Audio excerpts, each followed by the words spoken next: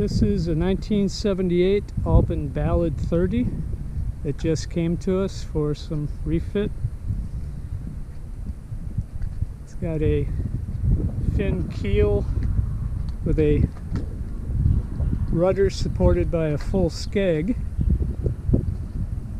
Between 1971 and 82, they built about 1,500 of these in Sweden. Mast is quite long.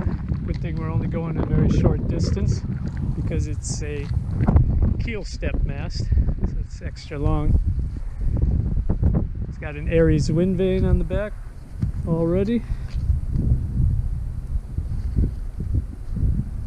Draws about 5 foot or 5'3" supposedly.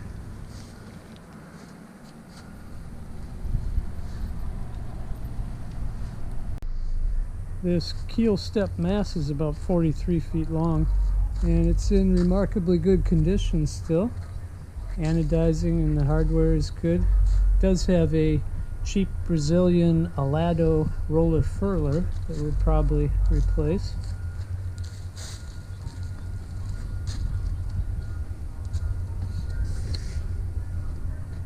Spreader's hardware is good. Feathering prop.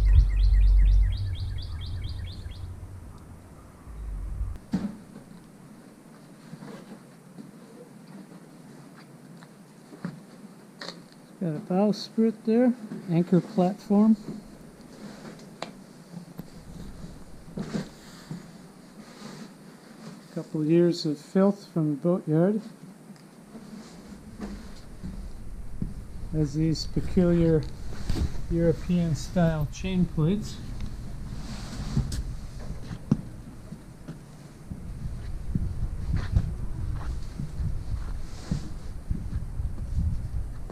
Nice that it has tiller steering.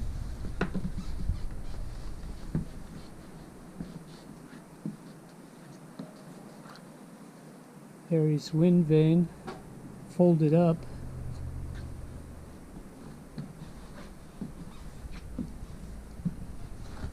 Has this bolt rope track curved for a dodger. The new owner picked it up recently in Indiantown, Florida, a storage yard there. And the boat looks like it had been abandoned a couple years ago there by the owner. And all of his personal gear and boat gear is still here. Every locker full. So we're going to spend some time sorting that out first.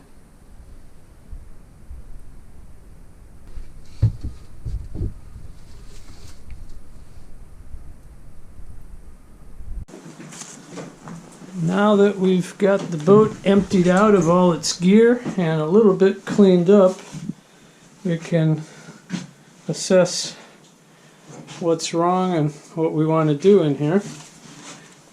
The quarter berth here is all rotted and falling in, but that's okay because we'd want to tear it out anyway since it's connected to the cockpit locker door above, and that's going to be a wet bunk and not very practical, so we'll reconfigure that. Also, getting into this nav table, it's a very narrow entrance here. I guess the Swedes must be extremely thin.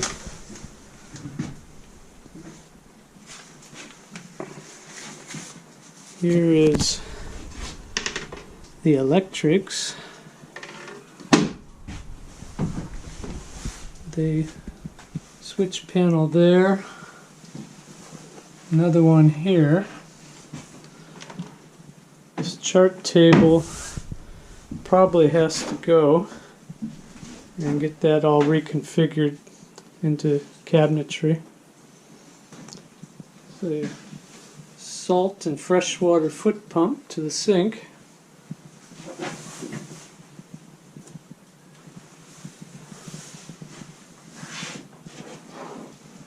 Force 10 propane stove.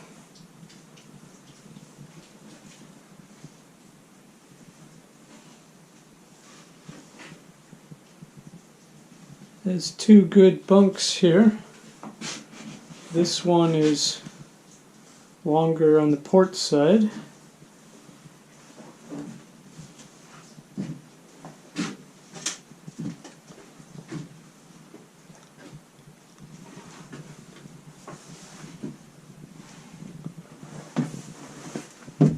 Here is a composting toilet, kind of a homemade version. It does have this cramped space with an awkward vent right above your head, so not easy to use. Up here in the bow, the chain locker is really too small to be usable, so we're going to have to bring this bulkhead back and give it a door, make it a watertight bulkhead and more space for anchor chain. Then under this rotted plywood is the original plastic water tank. It's very small, only about 16 or 17 gallons. Have to decide what to do about that. Then next aft are the batteries and an inverter, all located underneath this hatch. And even if you have a new hatch here and it doesn't leak, occasionally you're going to take a wave in when you leave it open at sea, and it's not a good place for electrics right under the hatch. So there's the inverter, battery chargers forward, and inverters face up into the drips.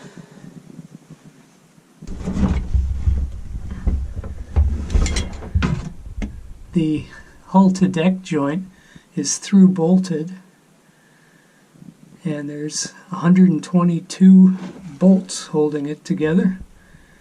Looks very secure, but some of them show signs of leaking, so we're going to have to rebed those.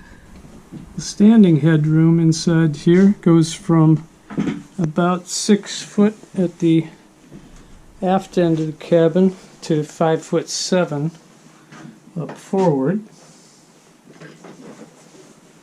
Bilge is fairly short and shallow, with this fin keel. Got some oily bilge water to remove. Now that I've got the oil and water out of the bilge, I can see it's a little deeper than I first thought. There's a deep section there, so it can hold probably about 20 gallons before it spills over. Early model Ballads had a ungalvanized steel beam glassed in underneath the mast step for these keel step masts, and over time it rusted away and caused a lot of problems with the mast crushing down through the cabin sole into the hull. Fortunately, this is a later model Ballad, and they have galvanized steel beam under there. So we did some drilling and testing and looking underneath this panel here, and found that there was galvanizing still on the steel and not in bad shape. So that's okay as it is, it seems. To get a better look at that steel mast support, I'm using this endoscope. It has a lighted camera on the end. So there are the bolts and the galvanized, it looks like steel bracket without any excess corrosion visible. The original diesel engine has been replaced several years ago with this 2-cylinder Yanmar, supposedly in good running condition.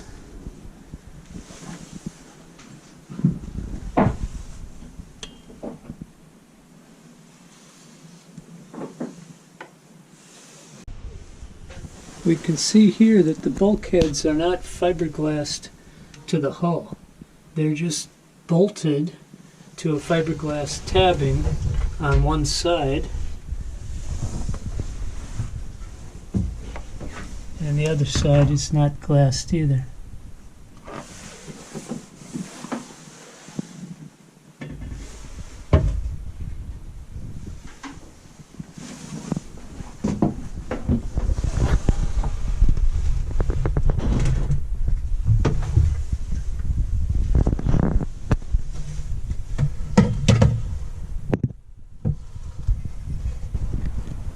Now that we've got some of the dirt washed off, we can see that the gel coat's in really poor shape. These dark spots here are where the original gel coat is just worn away. So it has to be repainted.